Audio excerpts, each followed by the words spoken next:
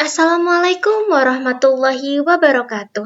Perkenalkan, nama saya Lutfiah Ainur Sidik dari kelas TI 23A5.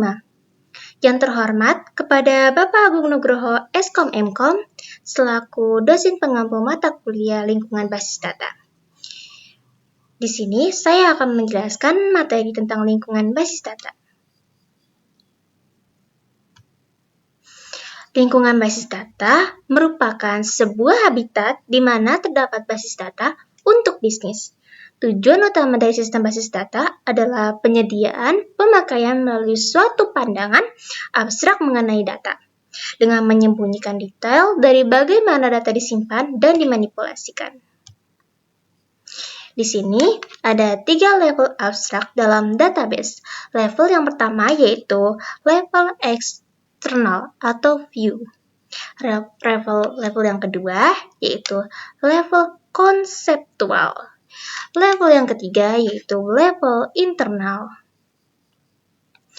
Di sini sudah ada penjelasan dari beberapa level abstrak dalam database. Level yang pertama yaitu level eksternal adalah level yang berhubungan langsung dengan pengguna database.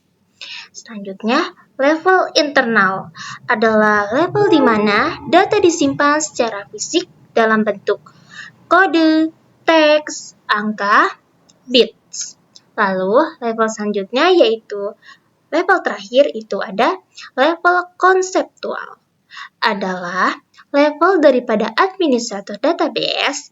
Pada level ini, didefinisikan hubungan antar data secara logis, sehingga diperlukan struktur data secara lengkap.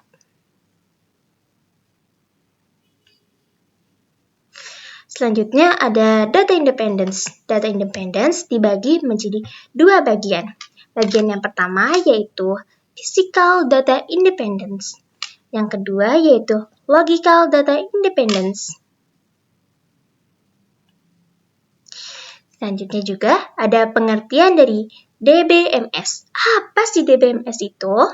DBMS adalah suatu sistem perangkat lunak yang memungkinkan user, pengguna untuk membuat, memelihara, mengontrol, dan mengakses database secara praktis dan efisien.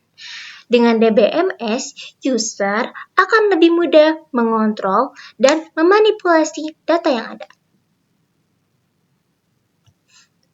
Di sini ada beberapa fungsi dari DBMS. Kita sebut saja salah satunya, yaitu pendefinisian data yang meliputi penentuan tipe, struktur data, dan batasan data yang akan disimpan dalam basis data.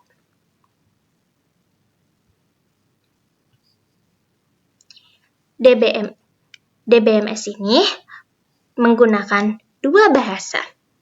Ya, bahasa yang pertama yaitu Data Definition Language, DDL. Bahasa yang kedua yaitu Data Manipulation Language, DML.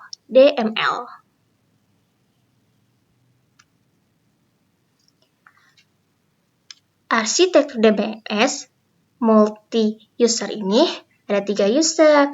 Yang pertama yaitu teleprocessing. Teleprocessing ini di mana satu komputer dengan sebuah CPU dan sejumlah terminal seperti pada gambar ini.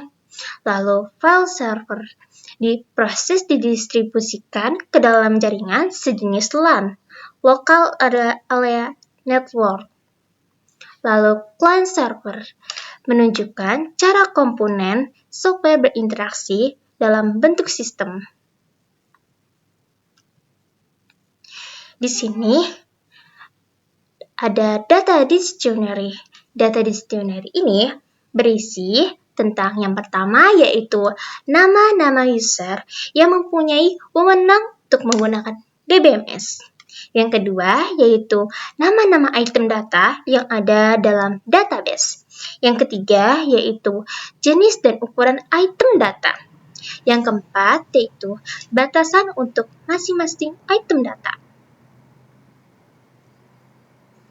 Di sini ada beberapa jenis model data. Model data yang pertama yaitu model data file datar. Model data yang kedua yaitu model data hierarki. Model data yang ketiga yaitu model data jaringan. Model data yang keempat yaitu model data relasional. Model data yang kelima yaitu model data keterhubungan. Model data yang keenam yaitu model data berorientasi objek. Mari kita dengarkan penjelasan selanjutnya. Nah, di sini model data file datar memiliki dua contoh. Contoh yang pertama yaitu model data flat file dengan panjang filesnya konstan. Contohnya di sini. Lalu, contoh yang kedua yaitu model data flat file dengan panjang filesnya bervariasi. Tentu ada kelemahannya. Kelemahannya yaitu sulit untuk mengatur data secara efisien dan menjamin akurasi.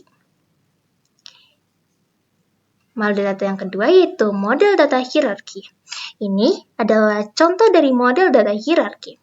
Kelebihannya yaitu data dapat dengan cepat dilakukan retrieval. Dan kelemahannya itu terjadi reduksi data.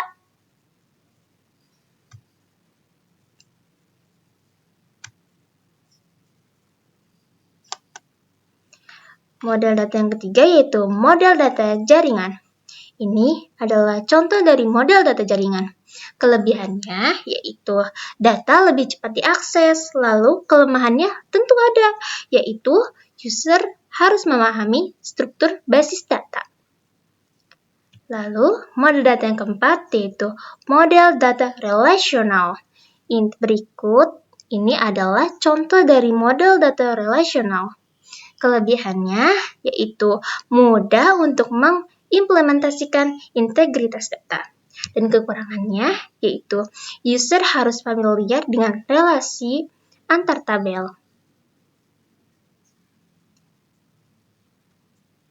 Model data yang kelima yaitu model data keterhubungan entitas RD. Berikut adalah contoh daripada model data keterhubungan. Dan ini adalah beberapa simbol dari RD. Simbol ini menunjukkan objek dasar entitas entity. Dan ini adalah keterangannya. Selanjutnya yaitu model data yang keenam yaitu model data berorientasi objek. Kelebihannya yaitu basis data berorientasi objek dapat dilakukan sifat pewarisan dari objek yang lain.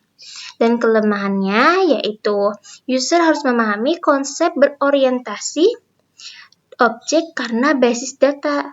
Berikut ini adalah contoh dari model data berorientasi objek.